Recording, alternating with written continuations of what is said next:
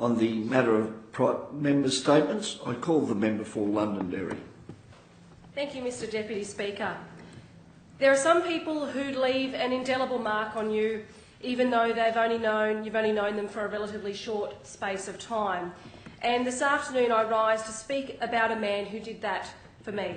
But most importantly and more significantly, a man who left such a mark on thousands of people in the communities I represent in this place. This afternoon I say thank you to the one man truly synonymous with the suburb of Tregear in my electorate of Londonderry, the late, great Mr Jim Maynard. I first came to know Jim almost immediately after I was pre-selected by the Labor Party to contest the seat of Londonderry at the election. It was November 2013.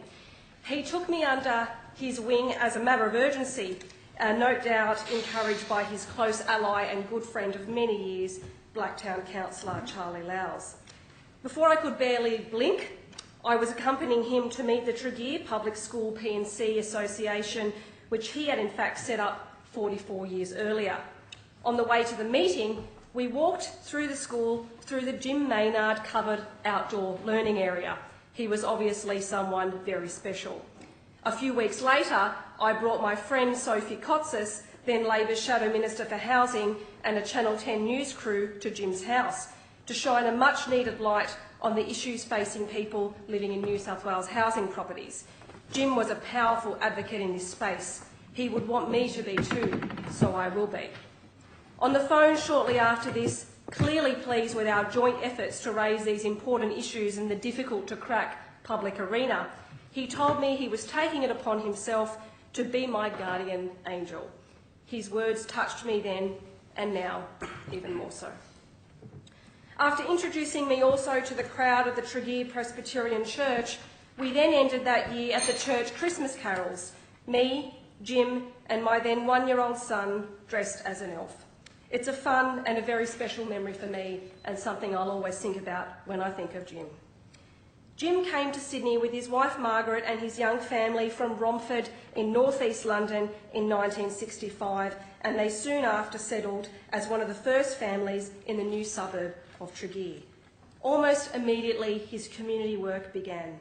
He set up the P&C and started the Tregear Festival, now a regular and popular fixture in the local calendar.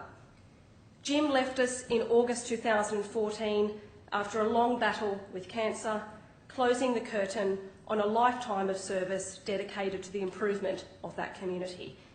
In fact, he passed away the night before the 2014 festival, turning it into a moving and a poignant tribute to him.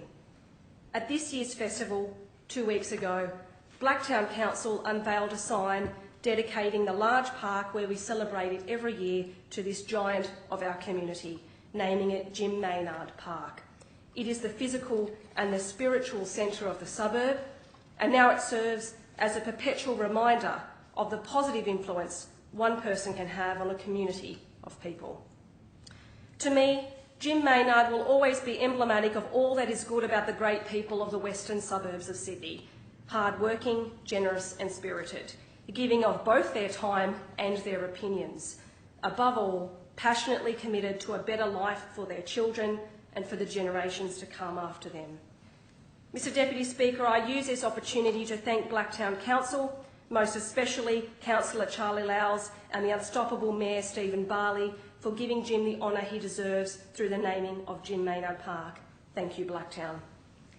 Jim lives on through both his enduring legacy and his 5 children, Michael, Roy, Neil, Teresa and Kathleen, and I'm so happy that Teresa and her family are here this afternoon.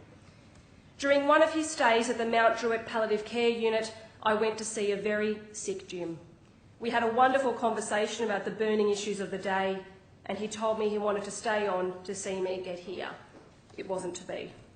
But I can think of no better way to pay homage to him than to fight for the values of fairness, equality and opportunity in this Parliament, just like he did every day. Thank you, Jim Maynard. Vale. I'm sure I speak on behalf of the House to extend the House's sympathy to you all too, to a man that was such a great contributor to his community.